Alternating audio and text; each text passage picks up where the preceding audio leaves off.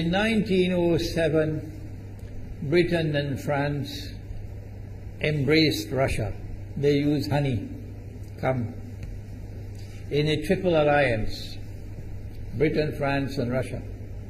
And the honey that they used to trap Russia was that if we win the war that's coming with the Ottoman Empire, you will get Constantinople, which is what Russia wants.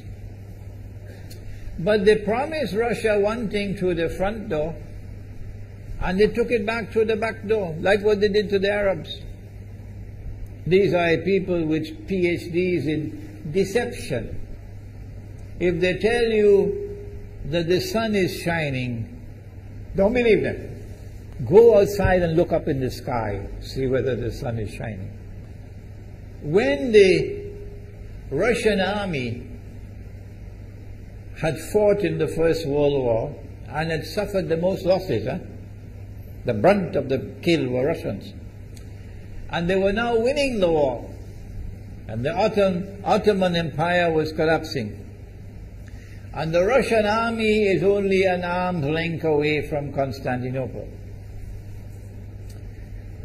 They don't want Russia to get Constantinople. No. So what did they do? Russian Jews organized and executed the Bolshevik Revolution, which overthrew the Russian monarchy. They killed the Tsar and the whole family, overthrew the government, and took Russia out of the war. So the Russian army had to stop in its tracks and could not go to Constantinople. In other words, the Russian Jews stabbed Russia in the back. They did more than that. They brought communism. Communism is not Russian. These dum-dums don't understand that. Communism was created to destroy Russia. Why don't these dum-dums understand it? Communism is not Russian. Communism was created to destroy Russia, to destroy the Russian Orthodox Church. So they brought communism in the Soviet Union.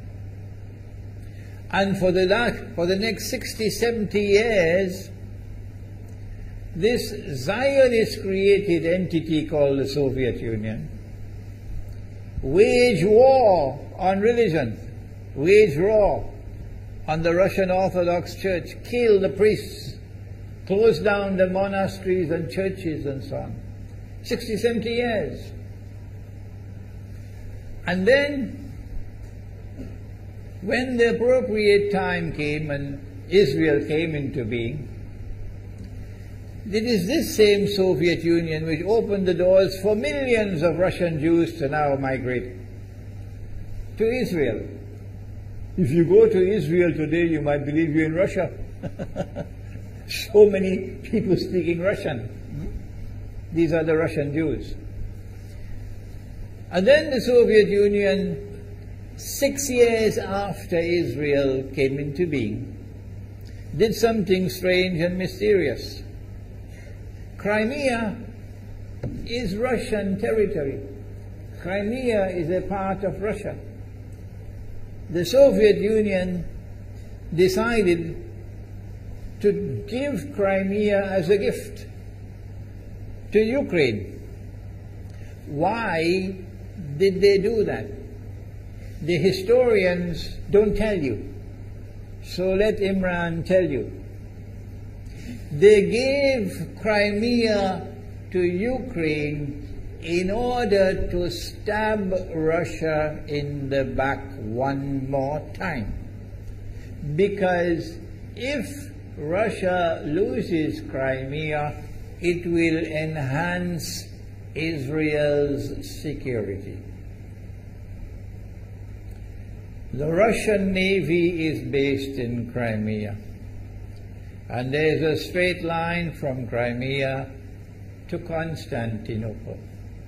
To get out of the Black Sea and to get into the Mediterranean Sea, you got to pass through the Bosphorus. And the city of Constantinople is located right there on the Bosphorus. So they gave Crimea as a gift to Ukraine. They never bothered to consult the people of Crimea and get their consent. No. They never bothered to seek the permission of the Russian people. No. But Washington doesn't want to hear that. The foolish man who now sits in the White House of the United States, the foolish man who would like to pretend that he's a man of wisdom, he doesn't want to hear. But what are the rights of the Russian people? Were they not violated? Do they not have the right to correct Iran and recover the territory which was unjustly taken away from them on Israel's behalf? Obama doesn't want to hear that. It's inconvenient for them. But in this masjid, we will expose whether it's convenient to you or not. They did more than that. Not only did they give Crimea to Ukraine, but earlier on they gave eastern Ukraine. Eastern, part of the now eastern Ukraine was Russian. It was Russian. And the Soviet Union gave it as a gift to Ukraine. Why is it being given to Ukraine? Answer is that when the proper moment comes, the same people who brought the Soviet Union into being now have a method by which they can cause it to collapse.